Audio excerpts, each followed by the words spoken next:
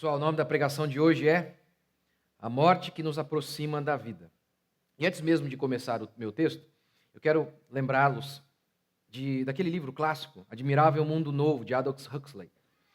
O livro é o seguinte: é uma cidade utópica, nem tanto talvez, porque é muito parecido com o que a gente vive hoje. Naquela sociedade, as pessoas não tinham filhos. Os filhos eram criados em laboratório, porque filho atrapalha a vida. Havia emprego para todo mundo. O índice de desemprego era 0. Por quê? Porque como as pessoas eram produzidas em laboratório, elas eram produzidas em quantidade ideal para preencher as vagas de emprego. Nem um a mais ou a menos. Não havia desemprego. Havia também uma droga chamada soma. Se as pessoas ficassem infelizes, elas podiam ingerir essa droga e, mais uma vez, voltar à sua superficial vida. As pessoas não envelheciam. A medicina havia se desenvolvido a tal ponto em que elas faziam aniversário, mas elas não envelheciam. Um homem chamado John Selvagem é um divergente no meio dessa sociedade materialista que vivia do sexo. John Selvagem não se adapta. E, por conta de alguns problemas, John Selvagem ele tenta se matar. E ele corta o seu pulso. E nessa hora, quando o sangue dele começa a pingar, como se fosse um tic-tac, tic-tac. O autor descreve assim: tinha descoberto o tempo, a morte e Deus. Como pode isso? Como pode isso? Como que, quando temos percepção da morte, nós temos percepção da vida, do autor da vida? Como notarmos que somos mortais, limitados, frágeis, que no estalar de dedos a nossa existência pode se encerrar? Como ter percepção disso nos aproxima de Deus? Este é o meu tema hoje. Vamos ler então Lucas 8:40. Quando Jesus voltou, a multidão o recebeu, pois todos estavam à sua espera. Então veio um homem chamado Jairo, chefe da sinagoga. Prostrado aos pés de Jesus, implorava-lhe que fosse até sua casa, porque tinha uma filha única, de cerca de 12 anos, que estava à beira da morte. Enquanto ele se dirigia para lá, a multidão o comprimia, e uma mulher que sofria de uma hemorragia havia 12 anos, ou seja, ela sangrava constantemente. Essa mulher devia ser pele e osso somente. 12 anos sangrando, mas não havia conseguido cura por ninguém. Aproximando-se por trás, tocou na borda do manto de Jesus, e a sua hemorragia estancou imediatamente. Verso 45. E Jesus perguntou: quem me tocou? Como todos negassem, Pedro lhe disse: mestre, a multidão te aperta e te comprime. Mas Jesus disse: alguém me tocou, pois percebi que saiu poder de mim. Então, vendo que não passara despercebida, a mulher aproximou-se trêmula e, prostrando-se diante dele, declarou-lhe perante todo o povo o motivo por que o havia tocado e como fora imediatamente curada. E ele lhe disse: filha, a tua fé te salvou. Vá em paz. Enquanto Jesus ainda falava, alguém da casa do chefe da sinagoga veio avisar: a tua filha já está morta, não incomodes mais o mestre. Ouvindo-o, porém, Jesus disse a Jairo: não temas, crê somente e ela será curada. Tendo chegado à sua casa, Jesus não permitiu que entrassem com ele, com exceção de Pedro, João, Tiago e o pai e a mãe da menina. E todos choravam e se lamentavam. Ele, porém, disse: não choreis, ela não está morta, mas dormindo. E riram dele, sabendo que ela estava morta. Então ele, pegando-a pela mão, exclamou: menina, levanta-te. E o espírito dela voltou, e ela se levantou imediatamente. E Jesus mandou que lhe dessem de comer. E seus pais ficaram maravilhados, mas ele ordenou que a ninguém contassem o que havia acontecido. O nome do homem aqui é Jairo. O nome da mulher, A gente não sabe, não se menciona. Ele é alguém importante na sociedade. E você deve se lembrar que a sociedade judaica, ela tinha a religião como força condutora, como maior influência sobre a sociedade. Não por acaso, são os líderes judeus que intentam a morte de Jesus. Ele era alguém importante, líder na sinagoga. Ela, entretanto, não podia nem mesmo entrar no templo, porque como declara Levítico 15:19, quem sofresse daquilo que ela sofria estava proibida de entrar no templo. A questão é, por que essas duas histórias estão aqui? Não pense que é por acaso. Tem um propósito. Ambos possuem algo em comum. Eles não estão unidos apenas pelo tempo e pelo espaço. Ambos estão unidos pela dor. Ambos estão unidos pela morte. E o que eu quero mostrar para você hoje é que, se existe uma coisa neste mundo que de fato é democrática, é a morte. Ela coloca todos, ricos e pobres, meninos e mulheres, jovens e velhos, no mesmo lugar. A morte não olha cor, nada. Ela atinge a todos. E ela nos lembra de que somos frágeis, de que somos pó, de que somos limitados e que por isso precisamos de Deus, o único, imortal, invencível e incorruptível. Primeiro princípio, a proximidade com a morte nos aproxima de Cristo.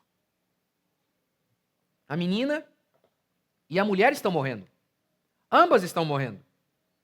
Por isso, ambos, o pai que representa a menina e a mulher, ambos estão de joelhos. Ambos estão prostrados. Diz o texto que aquele homem importante, Jairo, no meio daquela multidão, ele não hesita. Ele se aproxima de Jesus Cristo de joelhos. Um ato de auto-humilhação. O texto bíblico diz que a mulher faz o mesmo. Ela se ajoelha e toca na orla de Jesus Cristo.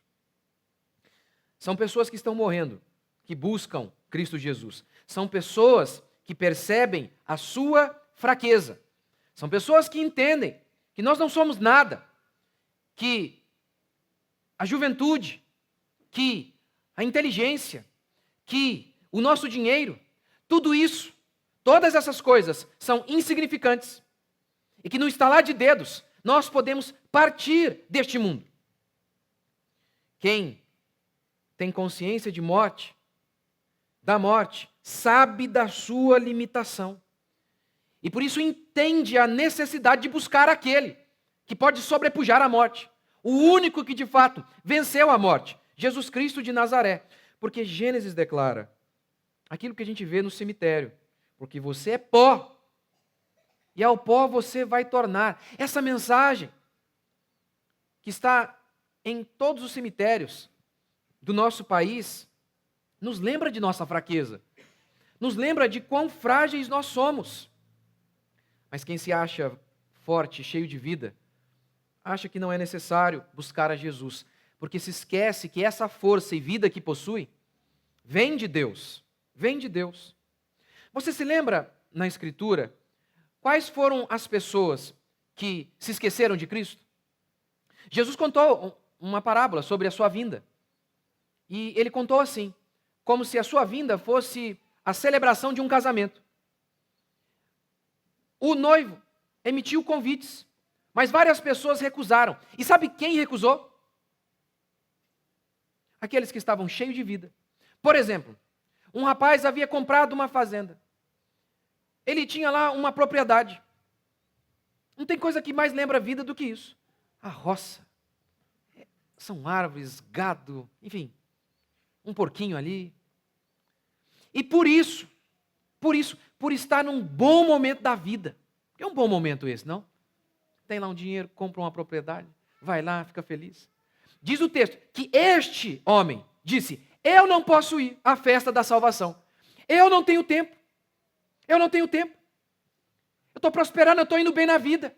Para mim não dá não. Sabe outro que recusou o convite? que havia casado, uma pessoa que havia casado, um casal. Olha, eu acabei de casar. Eu estou no meu melhor momento. Tem coisa que mais representa a vida do que o casamento, o lugar em que novos seres vão surgir, que vida vai brotar. Então diz o texto que aqueles que haviam acabado de casar, na flor da idade, cheio de vida, cheio de disposição, apaixonados, felizes, esses disseram: não contem comigo na festa de Jesus, eu não quero, não dá para mim, porque eu não preciso, eu estou muito bem. Diz o texto então que Jesus ficou irado e saiu convidando todos, e a sala se encheu de gente da pior espécie. Gente que vivia mal, gente que tinha os mais variados problemas, gente miserável. Esse tipo de gente disse: eu aceito o convite da salvação de Jesus Cristo. Os outros disseram: estamos vivos demais. Estamos bem demais. Não estamos morrendo. Não precisamos dessa humilhação. Não precisamos de nada disso. Deus disse para Israel as seguintes palavras: vocês vão entrar em Canaã. E lá, essa terra é uma terra boa. É uma terra em que eu vou abençoar vocês. Vocês serão muito prósperos. É uma terra que mana leite e mel. Mas, quando isso acontecer, e quando vocês prosperarem, não se esqueçam de mim. É interessante isso. É interessante. É interessante porque esse momento que a gente prospera, é um momento que a gente sente que a gente tem muita vida, muito vigor, muita alegria e muito ânimo. E aí Deus diz: é aí, uma coisa boa, que é a prosperidade, que pode estar à sua morte. É uma coisa boa, que você pode amar tanto, que pode se tornar empecilho na sua vida. Quando você é jovem, tende-se a esquecer de Deus. Por quê? Um jovem, ele não sofreu muita coisa ainda. Não. A vida é uma diversão. E até quando se sofre, não se nota. Quer um exemplo? Quando eu morava em Ubatuba, eu tinha um amigo, e aí dava enchente lá, em Ubatuba. E esse meu amigo, ele morava numa casa de esquina. E aí, deu enchente e a casa dele cheia, o pai desesperado. E nós, criança, rindo. Pegamos uma prancha, porque quando era uma casa de esquina muito movimentada, passava o carro, formava uma onda. A gente pegou a prancha. Feliz. O pai dele desesperado. E a gente, que não tinha noção de nada, feliz da vida. Que legal, que dia vai ser o próximo. O jovem assim, ele não tem noção das coisas. Ele não tem noção. Ele não tem noção. Até os velórios que a criança vai, ela não tem completa noção do que está acontecendo. Não tem. Eles desconhecem o que é fraqueza. Desconhecem. Você sabe, eu operei o joelho, voltei a tentar jogar bola, e eu era bom de bola, gente. E aí tá certo também que faz 5 anos que eu não jogo, mas estou lá jogando. Consigo fazer os movimentos direito. Primeiro que faz tempo que eu não jogo, mas segundo também porque estou velho. Você não consegue, você pensa uma coisa, não vai, a bola não chega. É a velhice, dizendo: deu, meu filho, para. Não sabe o que é isso. Eu nunca tinha levado um xingo assim, sabe, jogando bola. Eu não lembro de alguém: tá jogando nada, hein? Eu não lembro dessas coisas. Eu era bom de bola quando era moleque. Aí, ó a vergonha. Um moleque me deu um xingo, eu não acredito. Um molequinho, falei: o que é isso, gente? Vai ficando velho, é assim que funciona. É assim que funciona. A gente já não, mais velho, você já viu a morte algumas vezes, você já fracassou uma boa dose de vezes, você já se sentiu humilhado várias vezes. Essa menina, ela tinha 12 anos, mas ela estava morrendo. 12 anos, mas ela estava morrendo. E aí, essa percepção de que aquele pai era completamente incapaz, o levou, mesmo sendo ele alguém poderoso e importante na sociedade, no meio de uma multidão, ele se ajoelhou. Eu já vi os homens mais poderosos e confiantes em si mesmos se transformarem numa criança diante da morte, diante da percepção de que são frágeis. E é o que está acontecendo aqui. Segundo, a consciência da morte nos faz pensar corretamente. Eclesiastes diz assim: melhor é ir à casa, faltou o acento. Melhor é ir à casa onde há luto do que ir à casa onde há banquete. Pois naquela se vê o fim de todos os homens, e os vivos que o tomem em consideração. É melhor ir na casa do luto do que na casa da festa, porque na casa do luto se vê o fim do homem. O silêncio da morte grita. Grita. Por isso, Machado de Assis, em Memórias Póstumas de Brás Cubas, ele fala da Orquestra da Morte. É um filme, é um livro em que o narrador é o defunto. E ele narra a vida dele. E aí ele narra a própria morte dele. E aí, ele narra a morte dele com a Orquestra da Morte. O que seria isso para Machado de Assis? Quais eram os sons que se ouviam no dia da morte dele? Damas chorando, homens falando baixo, alguém amolando a navalha lá fora. Esse era a Orquestra da Morte. O som das lágrimas, do cochicho baixo daqueles que muitas vezes nem têm o que dizer para consolar alguém. Ter consciência da morte, de que somos finitos, muda tudo. Muda tudo. Quantas vezes a gente ouve falar de alguém que teve um problema de saúde e o médico chega e diz para ele assim: se você não parar de fumar, você vai morrer. E aí o cara que, com todas as forças dele, ele tentou parar de fumar. Nunca conseguiu. Mas quando a morte diz para ele: ei! Quando a morte acenou para ele, ele falou: nunca fumei, nunca mais. A morte muda. A morte muda. A morte muda a perspectiva daquilo que de fato importa. Pode reparar. Pode reparar. Quando você perde uma pessoa que é próxima de você, instantaneamente, a primeira coisa que você pensa, via de regra, é: será que eu não estou trabalhando demais? Para que vai ser esse dinheiro quando eu morrer? Um parente ou uma pessoa famosa. Porque quando morre um famoso, que de alguma maneira você conhece, você tem essa sensação de proximidade. Como se um parente morresse.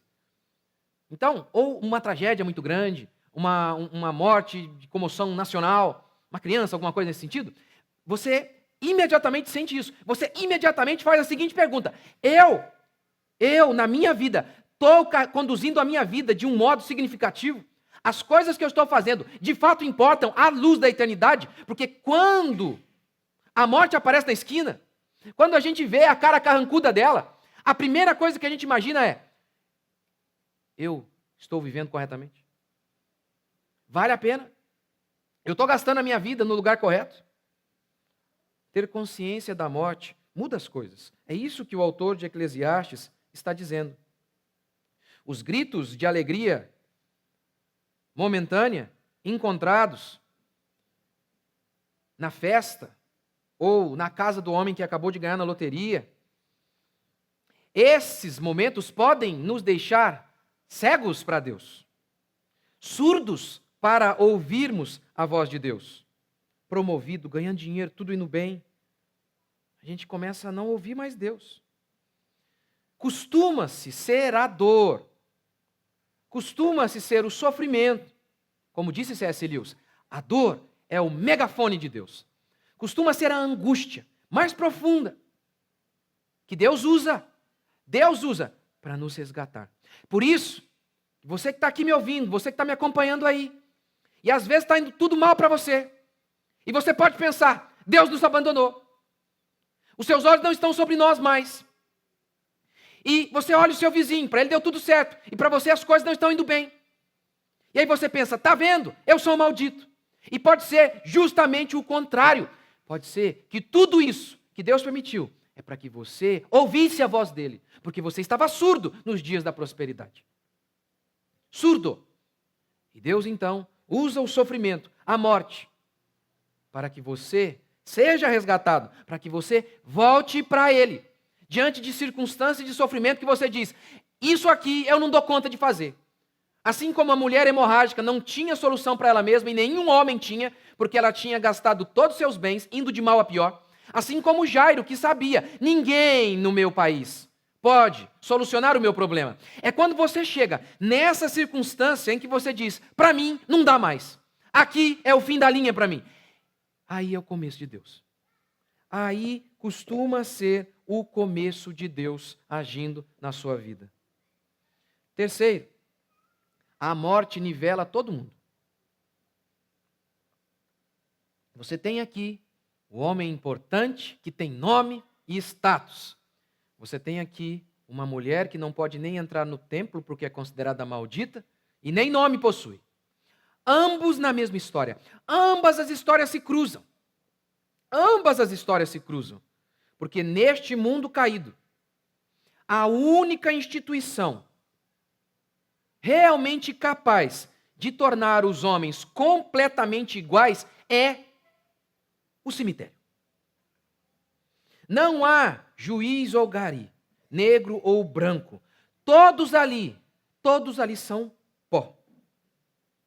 E a morte é insensível. A morte é carrancuda.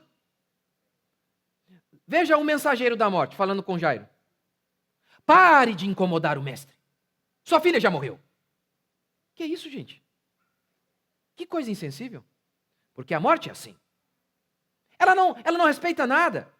Você pode estar um dia de férias com a sua família. E a morte chega e fala, acabou para você. Sua filha morreu agora, ali, afogada. Acabou. Ela não quer saber se você está bem na vida. Ela não quer saber se não é dia. Ela não respeita a idade.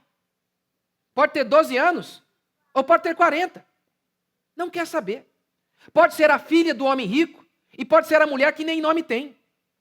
A morte nivela a todos. E ela é insensível.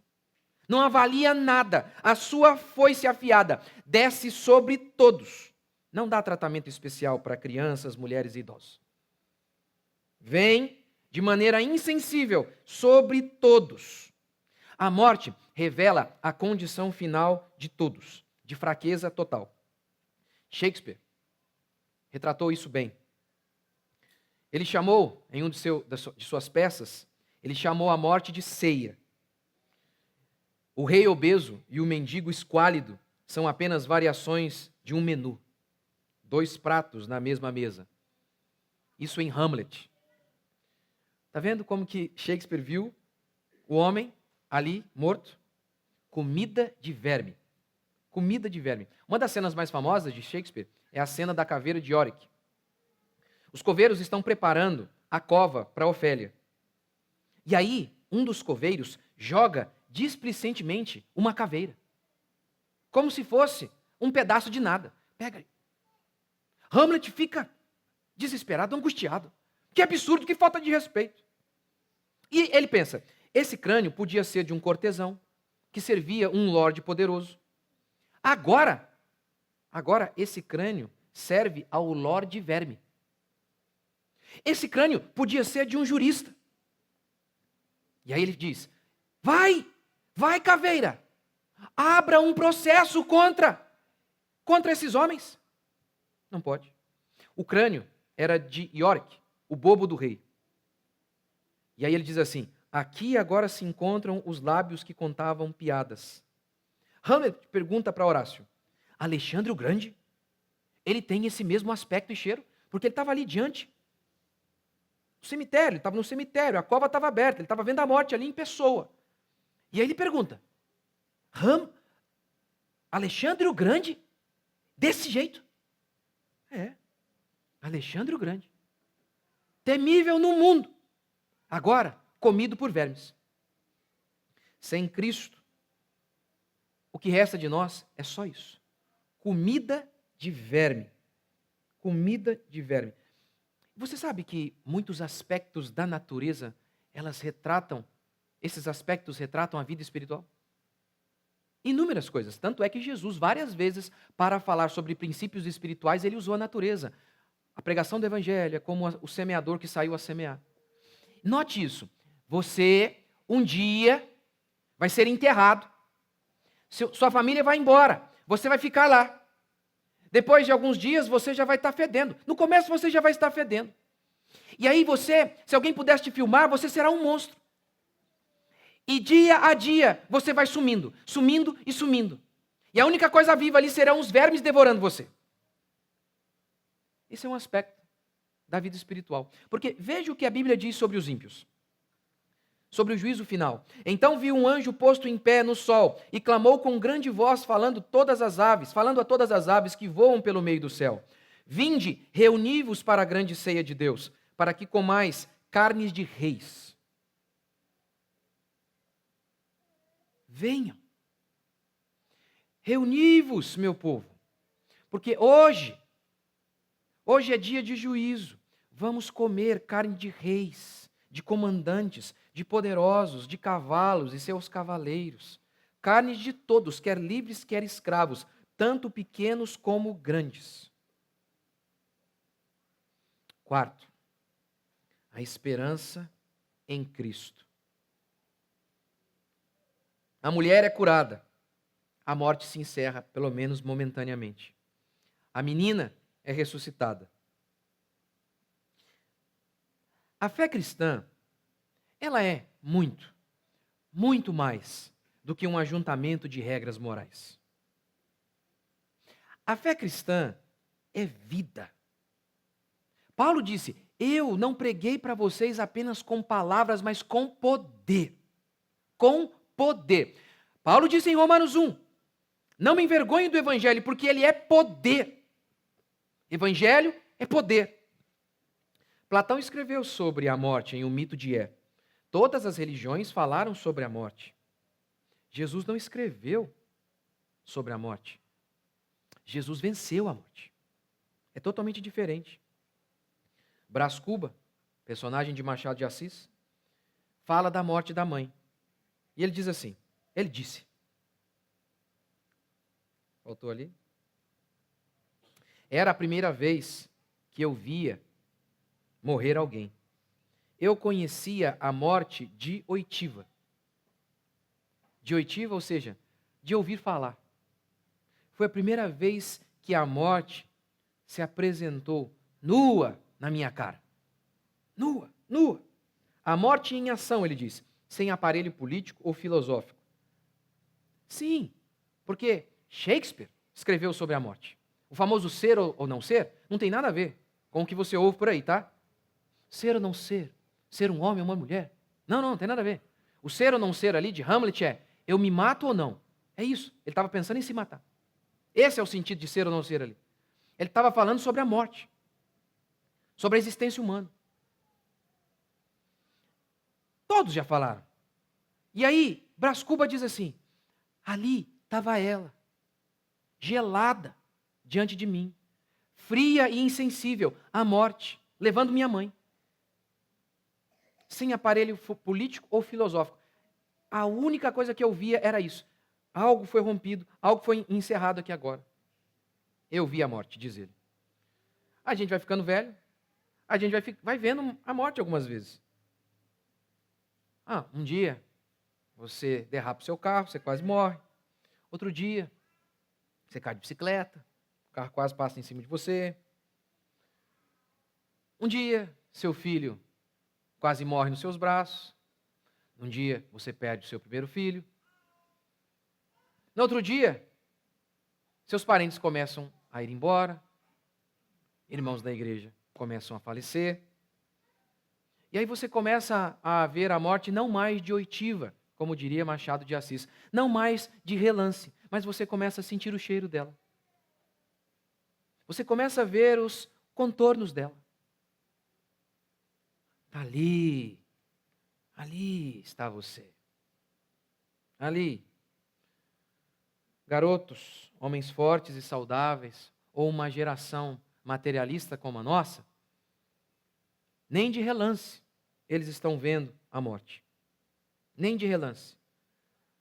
Eles pensam que são imortais. Sabe uma das coisas, eu estou para fazer uma série sobre coach. E uma das coisas mais assustadoras do coach, e eles falam muitas coisas corretas, mas é a percepção que eles têm deles mesmos. De que eles são demais, fantásticos, grandiosos. Estou lendo o livro de um deles. Em várias vezes ele repete a seguinte frase: seu sucesso só depende de você. Pablo Marçal. Seu sucesso só depende de você. Várias vezes ele repete isso.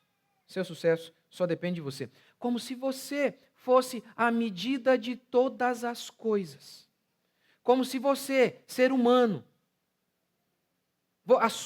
o seu desejo de ser um sucesso é a vontade maior no mundo. Não há vontade maior do que isso. A sua força de vontade. Essa é a perspectiva. Antigamente, os coaches eram chamados de palestrante de autoajuda. O coach hoje é a mesma coisa, do palestrante de autoajuda. Que era o cara que ia para as empresas, dar palestra e falava: gente, vocês são leões. Entendeu? Era isso. O coach é a mesma coisa. É a mesma coisa. Vocês são demais. Vocês podem tudo. Tudo que vocês quiserem. Basta vocês perseverarem. E vai, e vamos, e rebenta. É basicamente isso. Eu já expliquei isso várias vezes, que você não precisa de muita coisa. É matemática pura. É matemática. Para mostrar que isso não funciona. Funciona algumas vezes, mas não é regra. É matemática. Um coach ou um palestrante de autoajuda, eles costumavam ir, por exemplo, lá numa escolinha de futebol e falava para os moleques: se vocês sonharem, vocês vão chegar onde vocês quiserem. É matematicamente impossível. Matematicamente impossível. Porque aqueles meninos que estão lá, vocês acham que eles querem ser quem? O Romero do Corinthians? O Dudu do Palmeiras, que fica 20 jogos sem fazer gol? Não, brincadeira, Dudu é craque. Hã? Quem que você acha que eles querem ser? Quem que você acha que é um menininho que ouve o seguinte: basta você sonhar. Se basta sonhar, eu vou sonhar com o quê, gente? Eu quero ser o melhor. Não é? É matematicamente impossível. Há ali 200 moleques. 200 moleques. Se, o que já seria impossível, se os 200 ali chegassem a carreira profissional. Quer dizer, matematicamente não seria impossível, vai. Mas a gente sabe que é muito difícil. Mas vamos dizer que essa dificuldade fosse superada e os 200 chegassem a ter uma carreira profissional. É impossível. Porque que eles cheguem a ser o Cristiano Ronaldo, por exemplo. Sabe por quê? Você sabe por quê? Porque a carreira de um jogador dá mais ou menos uns 15, 20 anos. Então a gente precisaria que aqueles 200 moleques jogassem pelo menos 200 anos para que cada um tivesse pelo menos uma vez a chance de ser melhor do mundo. Uma vez. É matematicamente impossível. Mas aí a gente ouve essas loucuras do tipo: vocês podem sonhar e vocês vão ser o que vocês quiserem. E a gente fala: amém. Eu sou demais. Mas a morte, a fragilidade humana, nos lembram que nós não somos assim. Nós não somos poderosos. E o que a morte anuncia para nós todos os dias é que só há um escape para ela: Cristo Jesus. Ele é a ressurreição e a vida. O propósito maior destes dois milagres aqui é lembrar você e a mim de que a tumba, o sepulcro, o cemitério não são o nosso destino final. Vocês se lembram? Vocês se lembram do que Jesus disse em João 11, 25, que eu citei para vocês agora há pouco? Eu vou dizer mais uma vez. Disse-lhes Jesus: eu sou a ressurreição e a vida. Quem crê em mim, ainda que morra, viverá. Quem crer em mim, ainda que morra, viverá. Ontem nós tivemos reunião com os pastores, e eu falei para eles: olha, quando eu era mais novo, eu era muito confiante. Eu achava que eu sabia todas as coisas. Agora, eu tenho muito claro para mim que o que eu posso saber de verdade acerca da existência humana é quase nada. Quase nada. Quase nada. Muito pouco. Mesmo tendo uma vida inteira de estudo. Levantando bem cedo, todos os dias, durante décadas, estudando. Bem pouco. Bem pouco. Mas uma coisa, eu tenho certeza, com todo o meu coração que quando eu fechar os meus olhos e a cortina desta vida se encerrar para mim, eu vou morrer aqui e acordar na eternidade, porque eu fui lavado pelo sangue do Cordeiro. E se você entrou aqui hoje com dúvidas e angústias, com medos e temores, eu não prometo responder todos os seus questionamentos, mas eu posso, em nome de Jesus, dizer e repetir para você as palavras de Cristo, que se você crer nele, ainda que morra, você viverá. E de fato, é isso que importa. Todas as outras coisas, todas elas, são insignificantes à luz da eternidade. Vocês creem? Vamos ficar de pé?